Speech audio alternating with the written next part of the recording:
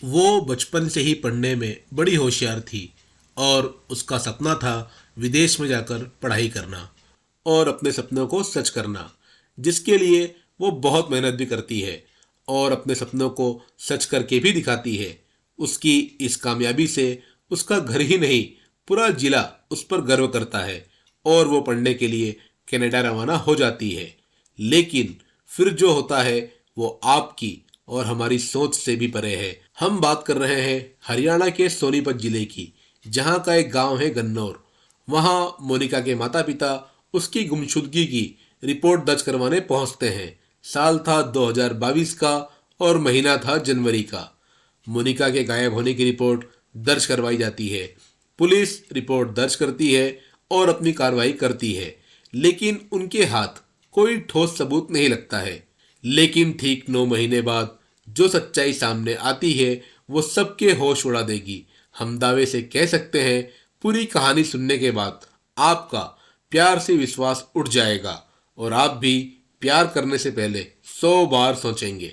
इस घटना को अंजाम देने की पीछे वजह भी बड़ी अजीब थी। तो क्या है इस घटना के पीछे की पूरी कहानी और मोनिका के साथ क्या कुछ हुआ था, चलिए जानते हैं सब कुछ डिटेल में आज के इस वीडियो में। कहानी शुरू करने से पहले आपसे रिक्वेस्ट है, वर्ल्ड ऑफ क्राइम के इस चैनल को सब्सक्राइब कर लें ताकि आगे आने वाली वीडियोस की अपडेट आपको समय पर मिल सके। दोस्तों, हम बात कर रहे हैं हरियाणा के मशहूर मोनिका मर्डर केस की। सिर्फ 22 साल की मोनिका हरियाणा के रोहतक जिले की बुलंद गांव की रहने वाली थी। बचपन से ही पढ़ाई में तेज मोनिका अपना भविष्य बनाने के लिए विदेश में पढ़ाई करना चाहती थी। इसके लिए मोनिका कनाडा की एक यूनिवर्सिटी से पढ़ाई करने का फैसला करती है। अपनी ये इच्छा मोनिका जब अपने पूरे परिवार को बताती है तो उसका पूरा परिवार उसके इस फैसले में मोनिका का साथ देता है। लेकिन इसमें एक समस्या थी।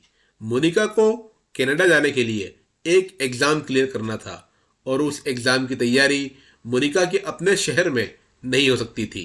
इसके लिए मोनिका का पूरा परिवार उसे अपनी मौसी के पास भेजने का फैसला करता है, जहां जाकर वह अपनी तैयारी पूरी कर सके और उस एग्ज़ाम को क्लियर कर सके। मोनिका की मौसी भी सोनीपत जिले के गन्नौर में रहती थी। अपने एग्ज़ाम की तैयारी करने के लिए अब मोनिका यहाँ आ जाती है और अपनी तैयारी करना शुरू कर देती है। यहाँ रहते हुए मोनिका की नज़र पड़ोस में ही रहने वाले एक लड़के से मिलती है।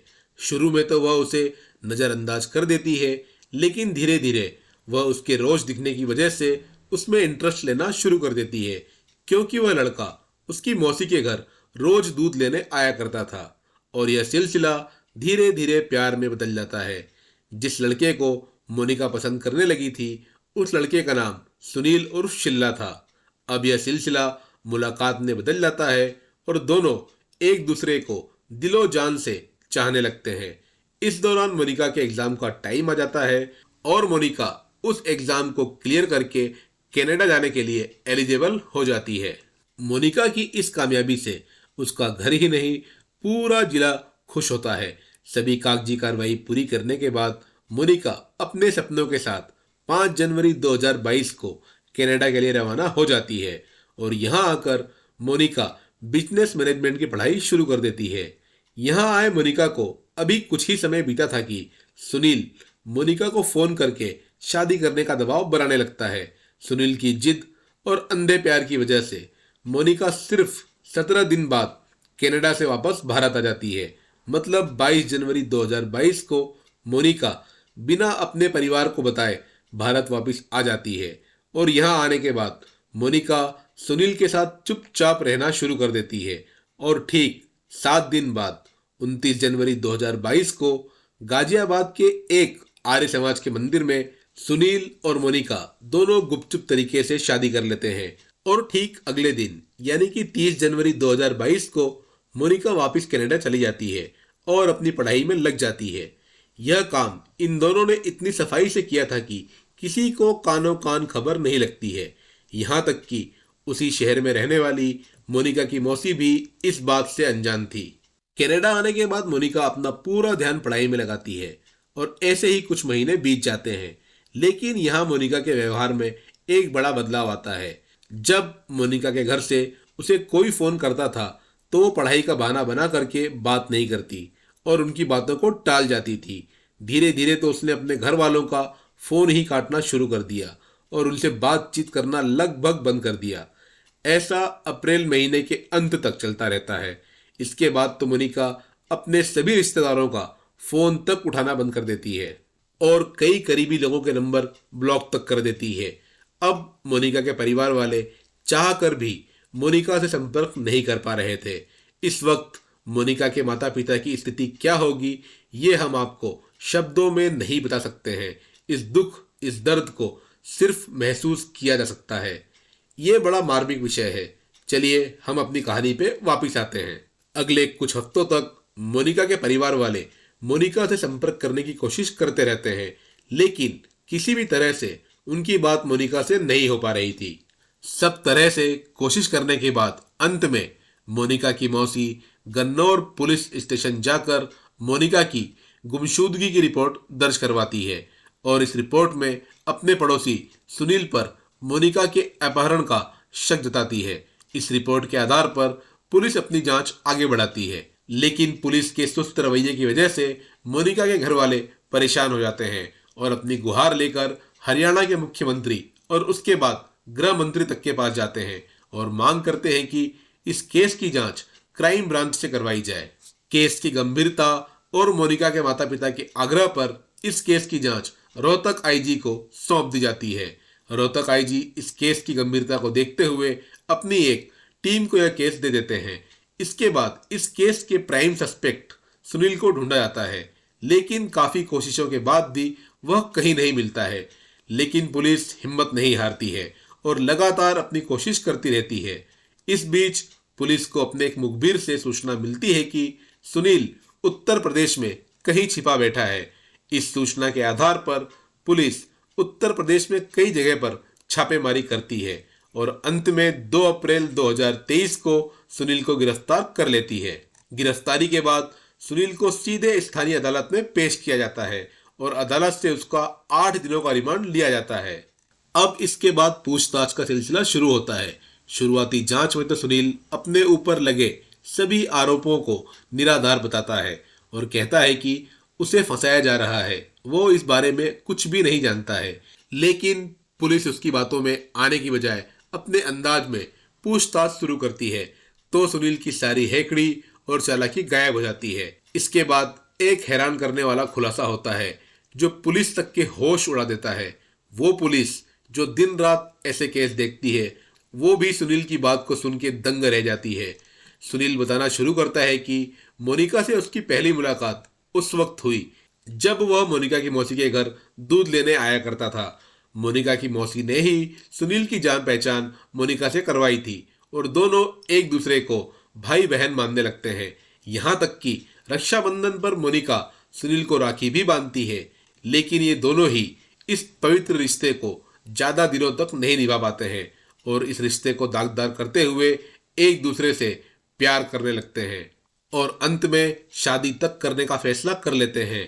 आगे पूछताछ में सुनील खुलासा करता है कि शादी करने के 4 महीने बाद सुनील मोनिका को एक बार फिर जबरदस्ती कनाडा से बुला लेता है और साथ में ही रहने लगता है। लेकिन इस बार भी मोनिका अपने भारत आने की जानकारी अपने परिवार वालों को नहीं देती है।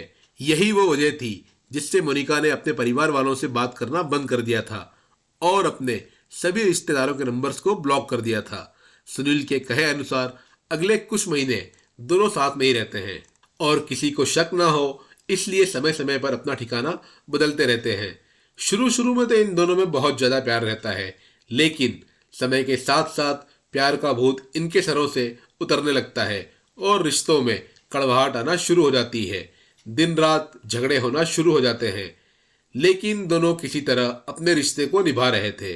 फिर 29 जून 2022 को जब ये दोनों झंझारा स्थित सुनील के फार्म हाउस जा रहे थे, तब इन दोनों का कार में ही झगड़ा होना शुरू हो जाता है और झगड़ा इतना बढ़ जाता है कि सुनील एक जगह कार को रोकता है और अपनी पिस्तौल निकालकर 2 गोलियां मोनिका के सर में मार देता है।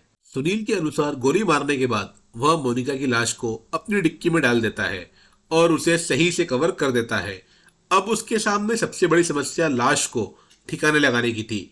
इसी परेशानी में वह लाश के साथ ही अपने फार्म हाउस चला जाता है और गाड़ी को अच्छे से कवर करके वहीं खड़ी कर देता है और लाश को कैसे ठिकाने लगाया जाए इसके बारे में सोचना शुरू कर देता है। सोचते सोचते वह इस नतीजे पर पहुंचता है कि अगर वह लाश को यहीं अपने फार्म हाउस में दफना दे तो किसी को भी इस बात के बारे में पता नहीं चलेगा, क्योंकि किसी ने भी उसे यहाँ आते हुए नहीं देखा था। अब अगली सुबह सुनील कुछ मजदूरों को बुलवा करके वहां 10 फीट का गहरा गड्ढा खुदवाता है और लाश को बड़ी सफाई के साथ वहीं पर दफना देता है।